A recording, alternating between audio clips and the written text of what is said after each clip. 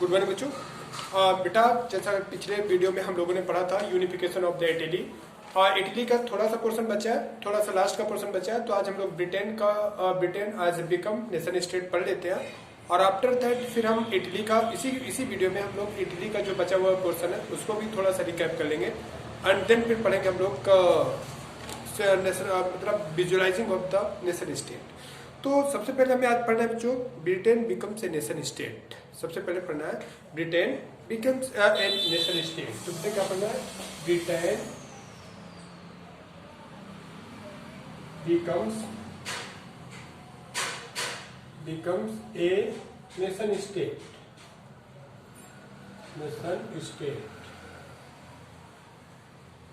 बच्चों, सबसे पहले हम ब्रिटेन के बारे में जान लेते हैं। ब्रिटेन वैसे तो ब्रिटेन प्रेजेंट टाइम पे और वैसे हमेशा से एक यूरोप का कंट्री रहा है, लेकिन ब्रिटेन की जो लोकेशन है वो आइलैंड फॉर्म में है। मतलब वो मेन यूरोप के जो पोर्शन है उससे अलग एक द्वीपीय जैसे रूप में है। एक लैंड, एक कह सकते हैं कि जो समुद्र के बीच में एक जमीन है, एक एरिया है, उस पर वो डेवलप हुआ है। तो उसकी लोकेशंस है वो European country, but from very ancient time से बहुत ही स्ट्रांग कंट्री के रूप में रहा है, क्योंकि बहुत ढेर सारी कंट्रीज को उसने अपनी कॉलोनी बनाया। एंशिएंट टाइम्स तो नहीं कह सकते, बट हम देखते हैं कि जब से उसने कॉलोनी बनाना स्टार्ट किया तो उसने ढेर सारे कंट्रीज को अपने कैप्चर में किया। इवन अमेरिका भी ब्रिटेन के कंट्रोल में था, ब्रिटेन उसका एक डोमिनियन स्टेट था। कनाडा भी अमेरिका इंग्लैंड का डोमिनियन स्टेट ही बना। डोमिनियन स्टेट मतलब वहाँ के राजा रानी को वहाँ पे प्रायोरिटी दी जाती है। इसी तरीके से ऑस्ट्रेलिया प्रेजेंट टाइम पे भी एक डोमिनियन है, और अफ्रीका भी उसके कंट्रोल में रहा। अफ्रीका का पूरा अफ्रीका नहीं, बट साउथ अफ्रीका का पोर्शन तो जो कंट्री है वो तो ब्रिटेन के कंट्रोल में ही रहा।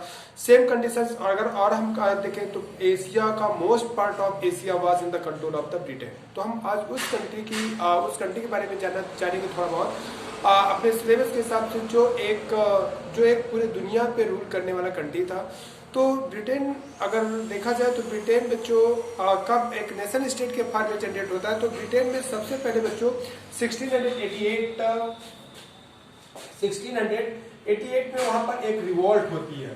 ठीक है, 1688 में वहां पर रिवॉल्ट होती है। हम आपको बता दें बच्चों कि ब्रिटेन में पहले क्वीन और किंग जो थे वो पूरे मोनार्च फॉर्म में होते थे, पूरी एब्सोल्यूट मोनार्ची वहां पर थी। लेकिन 1688 में वहां पर एक रिवॉल्ट होती है, और उस रिवॉल्ट के बाद एक काफी कुछ ब्रिटेन में बदलता है और ब्रिटेन डेमोक्रेटिक कंट्री बनता है। मतलब रिवोल्यूशन के बाद क्या होता है कि इसे ब्लडलेस रिवोल्यूशन भी कहा जाता है बच्चों, और इसे ऑनरेबल रिवोल्यूशन भी कहा जाता है दुनिया के लिए, क्योंकि ये एक ऐसी रिवॉल्ट थी जिसमें बिना खून खराबे के पावर जो थी वो राजा के हाथ से निकल करके राजा के हाथ से ट्रांसफर होकर के in the hands of the parliament of England हो जाती है। और इंग्लैंड की पार्लियामेंट जो दुनिया की सबसे मोस्ट पावरफुल पार्लियामेंट के रूप में जानी जाती है, और पार्लियामेंट्री सिस्टम का डेवलपमेंट कहा जाता है पूरे ऑल ओवर वर्ल्ड में इंग्लैंड से हुआ है। पार्लियामेंट्री सिस्टम का मतलब होता है जहाँ पर जो पार्लियामेंट्री सिस्टम में कैसा एडमिनिस्ट्रेटिव सिस्टम होता है जिसमें जो लेजिस्लेटिव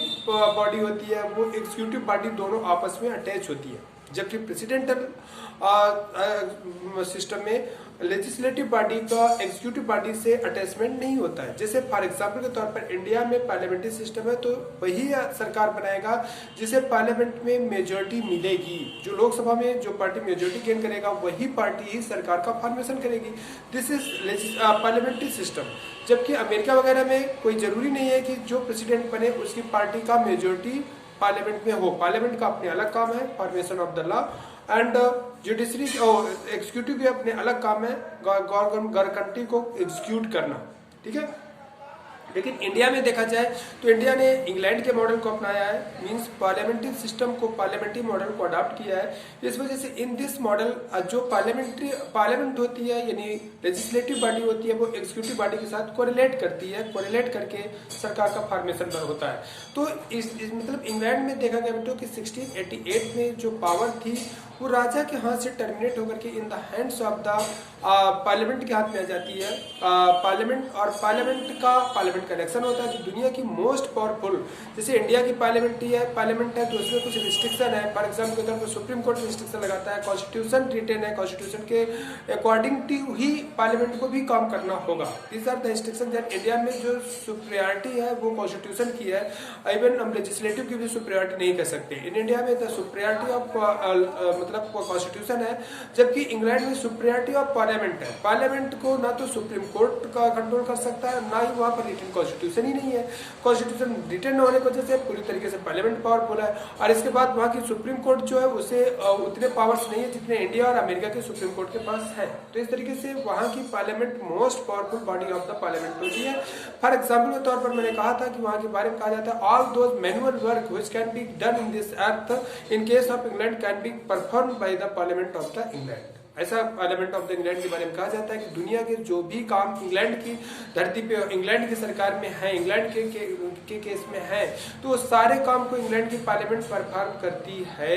सारे काम को इंग्लैंड की पार्लियामेंट कर सकती है। तो ये पार्लियामेंट को जो पावर मिले बच्चों, वो 1688 में इंग्लैंड में एक रिवोल्ट होता है जिसे ब्लडलेस रिवोल्ट कहा जाता है, जिसमें कहा जाता है कि राजा के हाथ से पावर टर्मिनेट होकर के ट्रांसफर होकर के किसके हाथ में आई, पार्लियामेंट के हाथ में ही। राजा वहाँ अब भी है, बट अब भी बच्चों इंडिया और इंग्लैंड एक मोनार्चियल कंट्री, कॉन्स्टिट्यूशनल मोनार्च कंट्री है, वो एक रिपब्लिक कंट्री नहीं है। डेमोक्रेटिक है लेकिन रिपब्लिक नहीं। रिपब्लिक का मतलब होता है जहां का head of the country should be elected, और इंग्लैंड में हेड ऑफ कंट्री नॉमिनल राजा ही होता है। फॉर एग्जाम्पल के तौर पर इंडिया एक रिपब्लिक कंट्री है।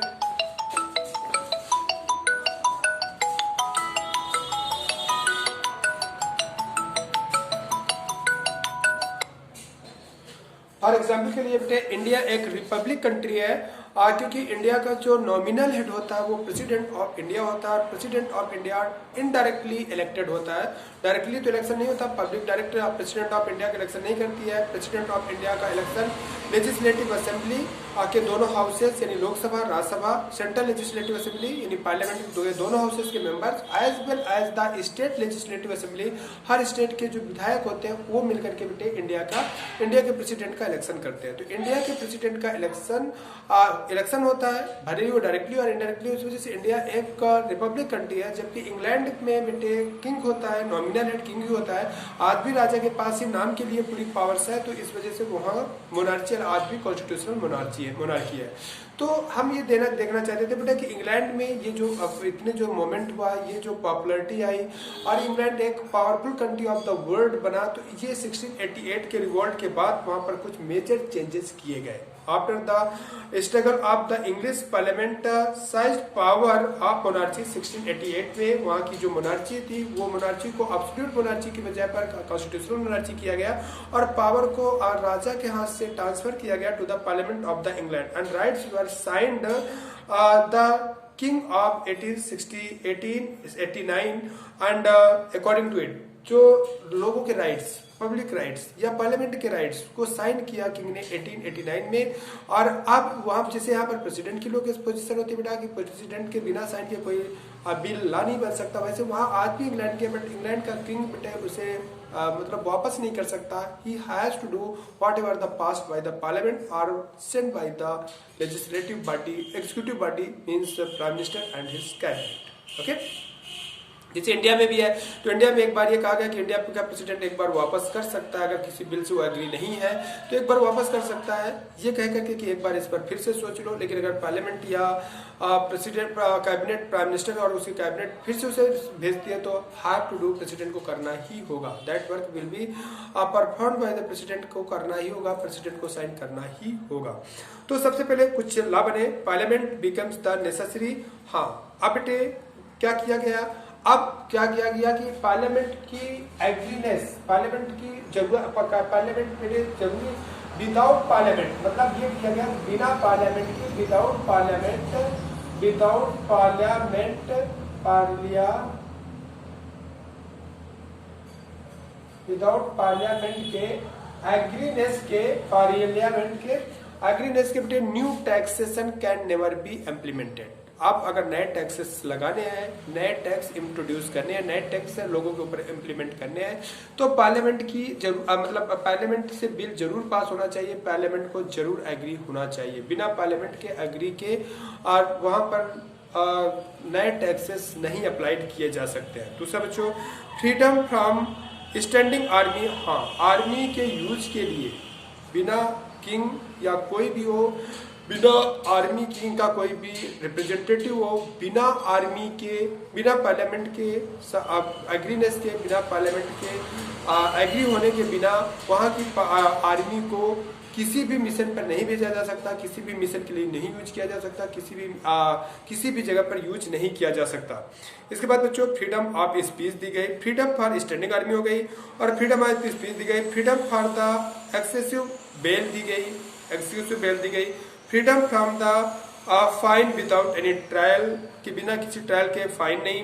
एंड इस तरीके से बच्चों काफी कुछ क्या नाम से इंग्लैंड के पार्लियामेंट को freedom milli.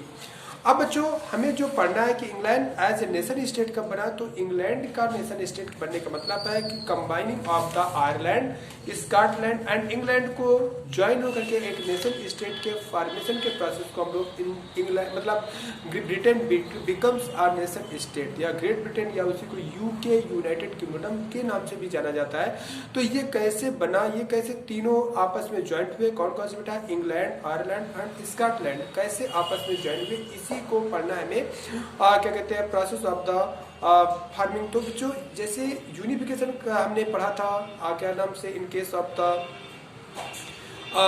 Italy as well as the Germany, तो वहाँ पर क्या था 39 या 7 के प्रोसेस को ऐड करने के प्रोसेस को, और उसमें पर्टिकुलर पर्सन्स के भी रोल थे। जैसे हम यूनिफिकेशन ऑफ जर्मनी जब पढ़ रहे थे तो हमने we were discussing about Bismarck, हम बिस्मार्क के बारे में पढ़े थे। या जब यूनिफिकेशन ऑफ इटली पढ़ रहे थे तो वहाँ जैसे पेजनी, Garibaldi, Cavour and Victor Emmanuel second, इन सब के बारे में पढ़ते हैं। तो इंग्लैंड का डेवलपमेंट या इंग्लैंड को एक नेशन स्टेट के फॉर्मेशन के प्रोसेस में बेटे किसी पर्टिकुलर बंदे का कोई रोल नहीं है, there is not role of a particular person, but ये एक डेवलपमेंट के प्रोसेस का एक हिस्सा है, डेवलपमेंट के प्रोसेस का एक हिस्सा है।